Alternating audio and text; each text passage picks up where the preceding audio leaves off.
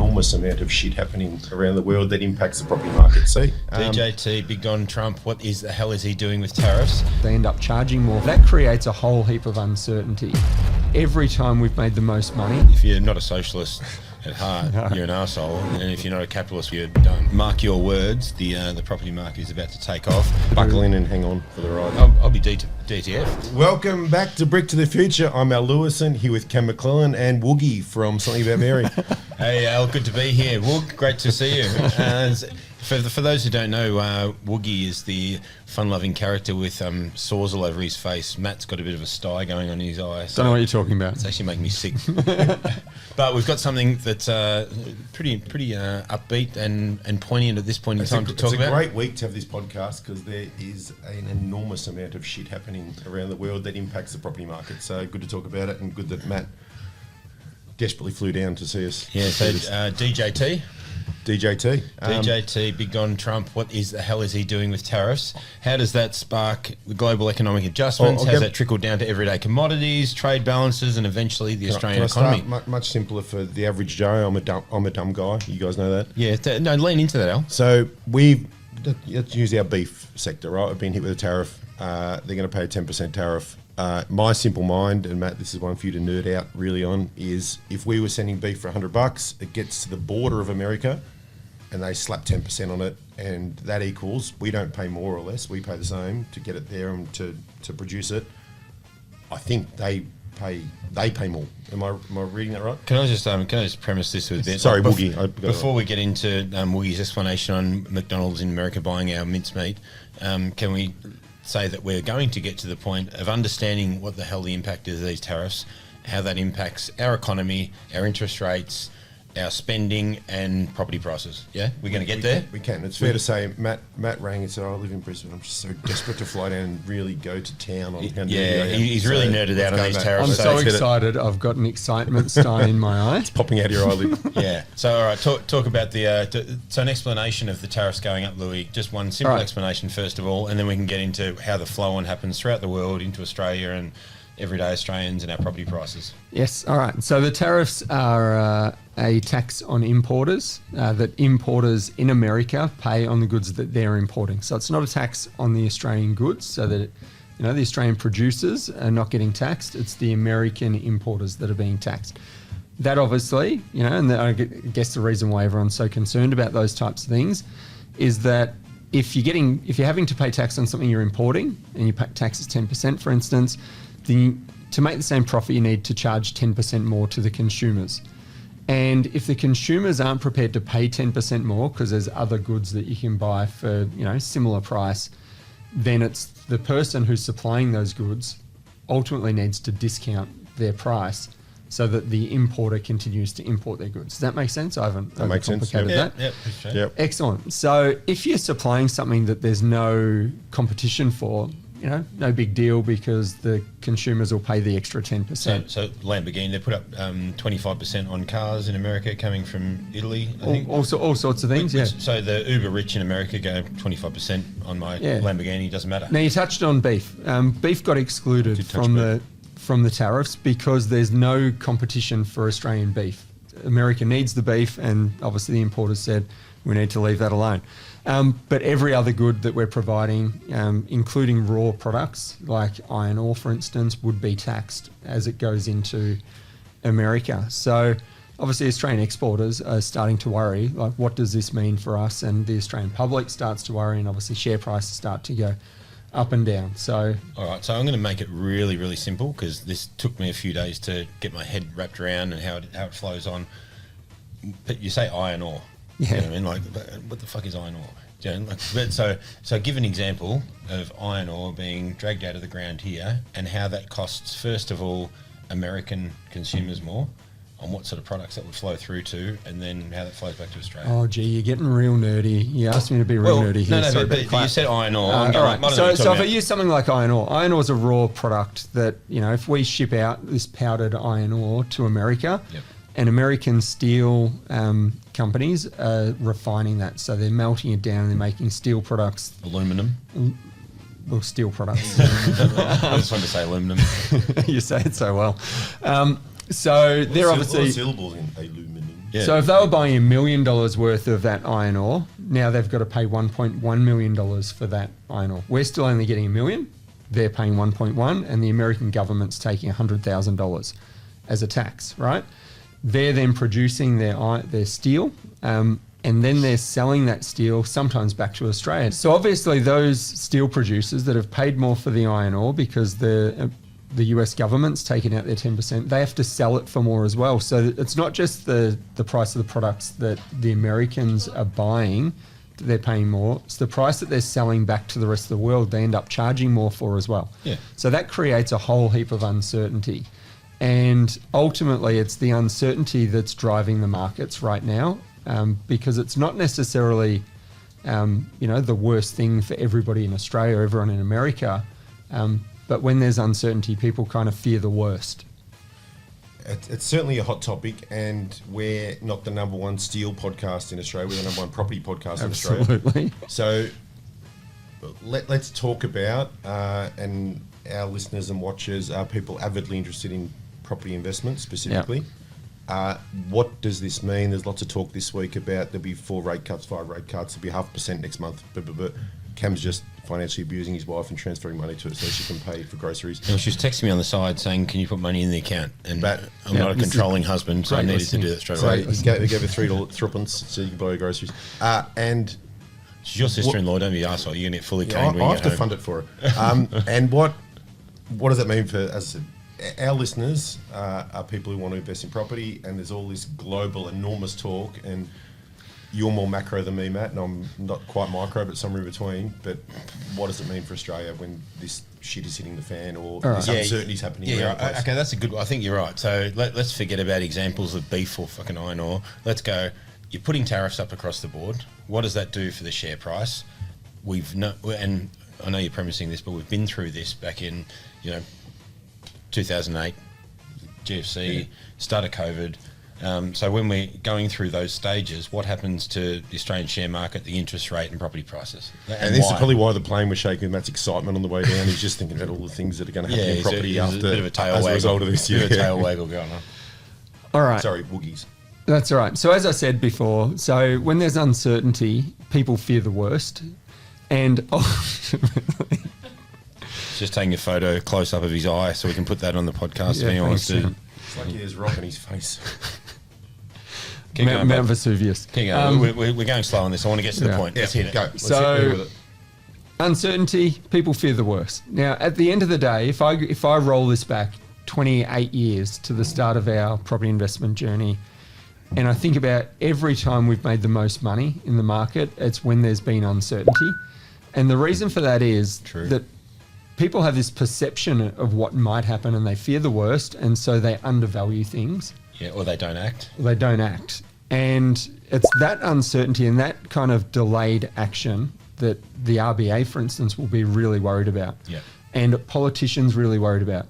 Politicians hate uncertainty because, we're in the middle of an election at the moment.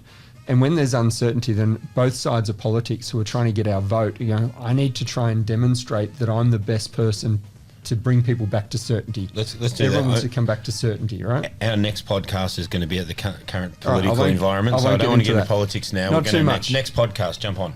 But at the moment, while we're going through Greenie? this...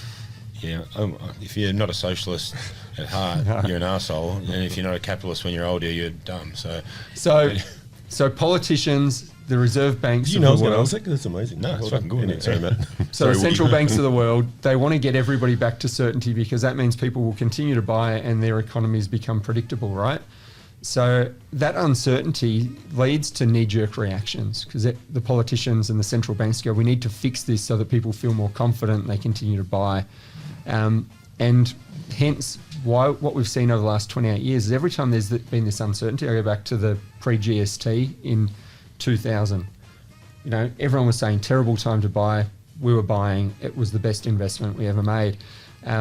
Post GFC, huge uncertainty was the best time to buy. Absolutely. Not immediately before the GFC, throughout. But once the GFC emerged and everyone became uncertain, that's where all the opportunities happened. COVID being another one. The European debt crisis. Sorry, I'll let you talk now. No, with the GFC, I remember we nailed in hard at the GFC, and we got a lot of clients to buy in there early days, and within 18 months, the property price had absolutely skyrocketed. Absolutely, and that knee-jerk reaction. Did you write a book on this, Ken? What was it called? Investing in the New Normal was actually, but yeah, no, Matt and I wrote a book. I'm a thorough avid reader of Cam's books, and I didn't notice that one. And then one day I'm like, I hate this term, the new normal. I wrote a book called that. Yeah, you can chat GPT the key points out of it if you like. So typically, what we find when there's uncertainty, and the response to try and fix that is to lower interest rates and to provide stimulus for the market. Now we're getting to the rubber hitting the road. So now. Governments start to, change their policy settings to make it easier for people to transact. And we know the biggest transaction they can buy is is a house or a new property. And the reason that that's so important for the economy is that when a new house gets built, or a new apartment or a new townhouse, whatever it might be, whatever property it is, the value chain is so enormous, from all the contractors to all the suppliers to of all the goods that go into building that house, as well as all the furnishings at the end, all the agencies, all that sort of thing, the consultants, the taxes that get paid along the way. So it has a huge impact and a huge stimulus for the economy when the housing market gets stimulated. And obviously, we've seen that time and time again. So we know that the response to this situation of uncertainty is going to be an adjustment of interest rates. They're already trending down, but slowly. Yeah, this is going to they're likely to come down faster. Yep. And that's going to create a whole heap of buying opportunities that's going to drive up prices. Right. So when you come into investing, so we're understanding, first of all, what any major change, and these tariffs are an amazing major change. They're something I didn't plan on. You guys didn't plan on. We didn't plan on COVID.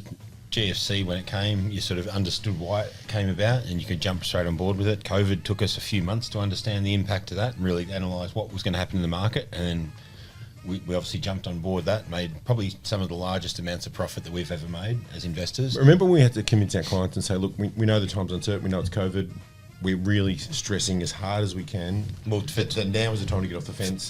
For 2 months, I dominated. Yeah, for 2 months, I stopped any clients buying any property at the start of COVID until you and I had spent countless hours in the boardroom analysing what we predicted would occur. War room. And those 2 months were before we knew that, like, when we were uncertain about what the government was going to do. Correct. Australian government hadn't really cottoned on to the fact that COVID was coming and that we needed to shut down.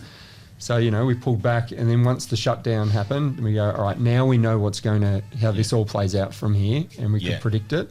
But if I just use a quick example. So before example, we've got a situation which is uncertain in its time, which it fuels stimulus.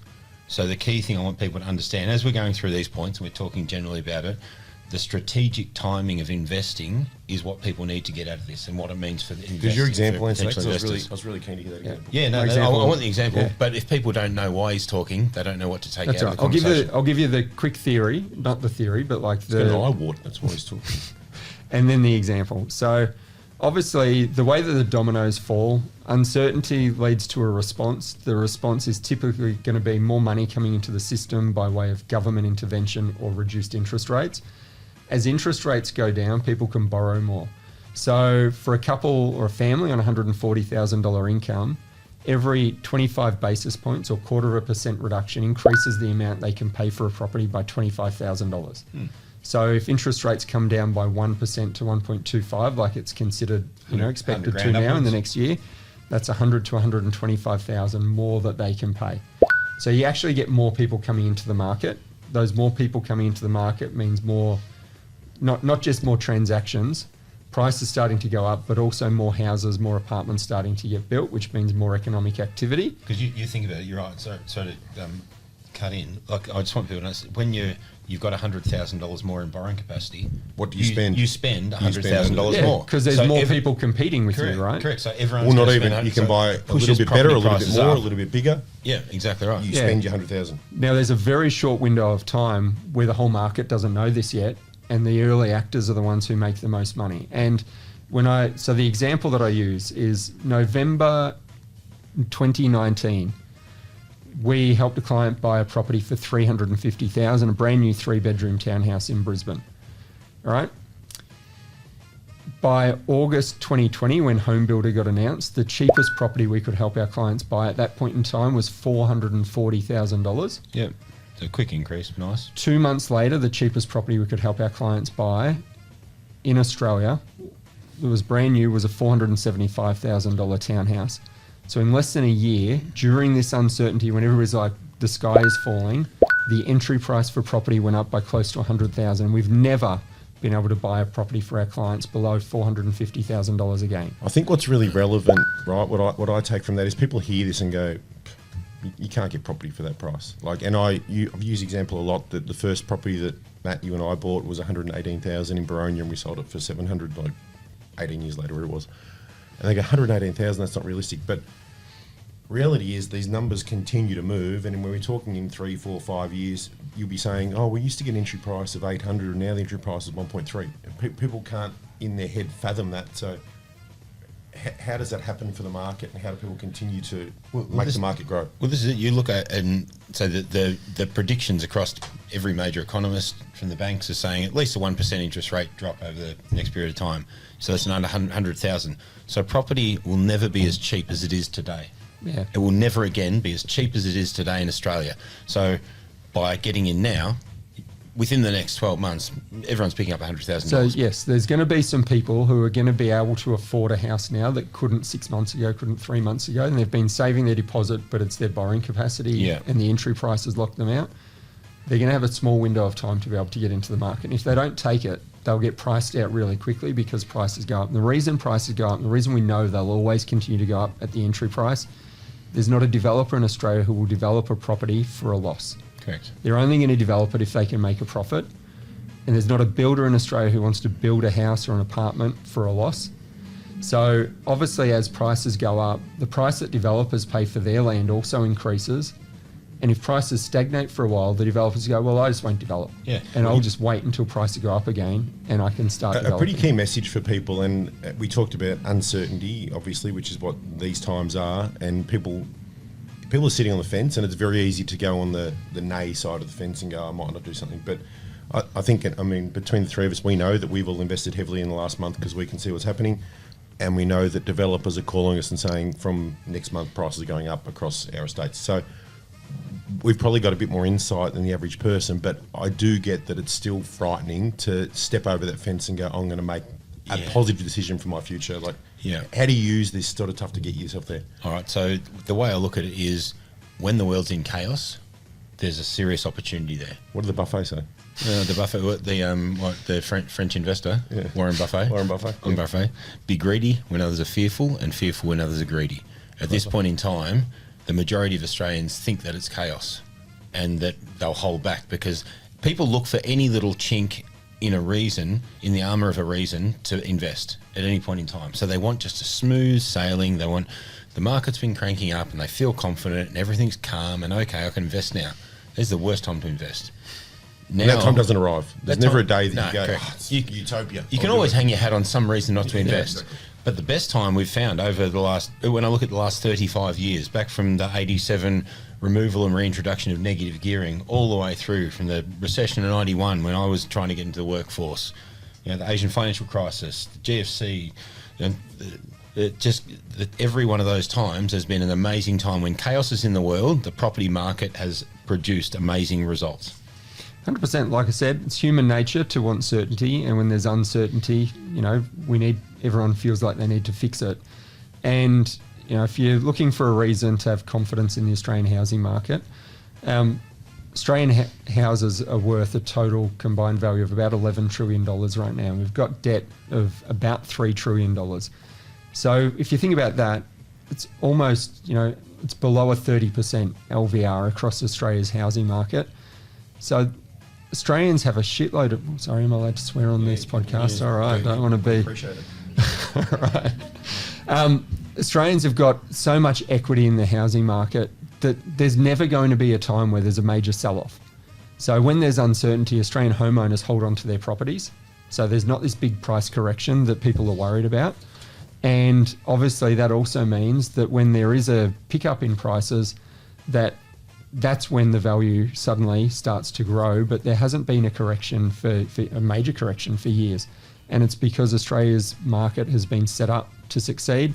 Another great thing, and sorry, I don't mean to get ahead of us talking about the next podcast, but the number of Australian Australian politicians that are property investors is like gobsmacking. Yeah.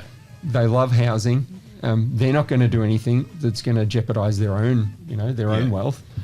Australia's banks, some of the biggest companies in the world, most of their investments are in housing. They're not going to do anything that's going to jeopardise their money and their investment. Yep. And the Australian government's never going to do something that puts the bank's money at risk either. Yeah. You know the concept of snowballing? Yes. And snowballing happens in a couple of ways, and I'll get there, but it's a bit of a journey to me anyway. Is the share market's a great example this week. Like, people started selling off, and then people started selling off, so people started really selling off, and then share market snowballs and drops a lot. Yeah. The same happens in reverse in the property market, and it's when sentiment increases, people start buying property, people start getting a benefit out of property, the prices start going up, and the more that happens, they go to a barbecue, they tell their friends, they tell their mum, they go to work, they tell people, It is. prices go up, people buy, and it snowballs. Yes. So I feel there's a tipping point right now that the sentiment is changing. Like, there's talk of interest rate drops, there's talk of APRA amending some of their restrictions on borrowers. Do we think that these things are going to fuel growth in the property market? So one thing I've been thinking about over the last week, when I consider the last few cycles of uncertainty, is in the last few cycles when uncertainty started, the media has been piling onto the housing market, also talking about the uncertainty. And this time around, they're not. Right. They're actually saying, get out of shares and into property. Yeah. I was like, that's an anomaly. And I think that means that this little window of time to act is a lot shorter than it has been in the last few, uncertain moments over the last 25 to 27 years. So the sooner people can act, I think the better off they're going to be, because obviously, I use that example of the $350,000 townhouse to a $475,000 entry price in less than a year. So the deposit requirement went up by more than 30%. So, Matt, we spoke the other day with the team, obviously, and we've got the foresight and the ability. We've got a research team, and they're looking at all different things. And you made a profound statement, which, a couple of months ago I talked about saying they don't ring the bell at the bottom of the market, but I rang the bell when the interest rates changed and went, you're not buying a property cheaper than today, as Cam said before. But you said your outlook for property now is stronger than it's ever been in your history in this industry. Do you want to just give some points around that? So those, you guys know me. I'm a pretty stable person. I don't get too excited about the market. You wear a black hat most of the time. Sometimes, You're somewhat negative. I'm always looking for the downside. So I should say, he said, let's have a meeting about what's happening with these tariffs and Trump. And I thought, I've got to talk him off the ledge. Like, he's in a bad way here. Like, I need to explain to him, like, things are good. I was surprised that it was positive. So keep going. So what I said for the audience is that I haven't been this excited about the market since August 2020. And August 2020 was when the Australian government announced Home Builder. Now, for the previous, 2 months earlier, we'd written a book about the investing in the new normal. And in that book, we'd said that the Australian economy is on pause. And imagine it's like a car that's sitting at the bottom of a hill with a red light. Yeah. The only way to get to the top of the hill is to pump the gas. And you need to preserve as much gas as you can in the tank so that you can go. That was, June, July 2020. 2 months later, the Australian government says we're just going to start pumping, putting our foot on the accelerator. Spending. We knew what was going to happen, and absolutely not only the housing market, but the economy was firing for the next 2 years. That's what caused the inflation, just how much activity there was going in the economy. So that's why I sold my W1 ute for over $1 million. It's amazing. Yeah. So looking at, obviously, all of the different inputs that are going on around the world, and particularly in Australia at the moment, what I can see is that all of the stars are aligned for the housing market and subsequently the economy to just go gangbusters over the next 12 to 24 months. Now, that's going to be, in a market where an environment where there's still uncertainty around the globe. That's not going to resolve in the next 6 months. It's probably going to go for quite a while.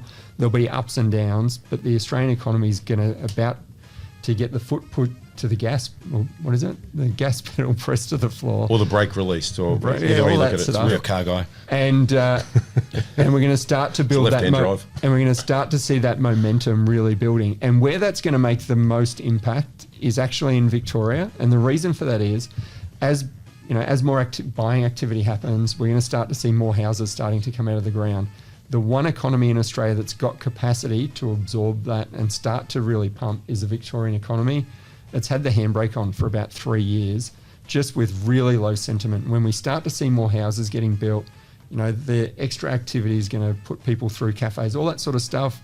So it's going to have a profound effect on the Victorian economy and the Victorian housing market. And, it's the market's 20% below where it should be. So the easiest thing to Buckle do. in and hang on for the ride. Absolutely. So, mark your words. The property market is about to take off. Anyway, What- wrap what this a- up because we're what- doing no, too long. What a great way to put it, because honestly, let's sit someone down today and go, hey, in the next 30 years, the equivalent of that will happen again in all different ways, shapes and sizes. DJT, is that what you called him before?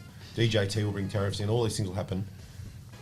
Would you invest today? But hearing that, you wouldn't if you knew it. No. But you should have. Yeah, I'll be DTF if I'm ready for that. I mean, we're all in the bucket of, I talked about the fence and either side you go on it. We're all in the bucket of get over the fence and do something. If anyone wants to jump on and grab a copy of Investing in the New Normal, they can jump on opencorp.com.au. Make sure you subscribe. And thanks for tuning into the #1 property podcast in Australia.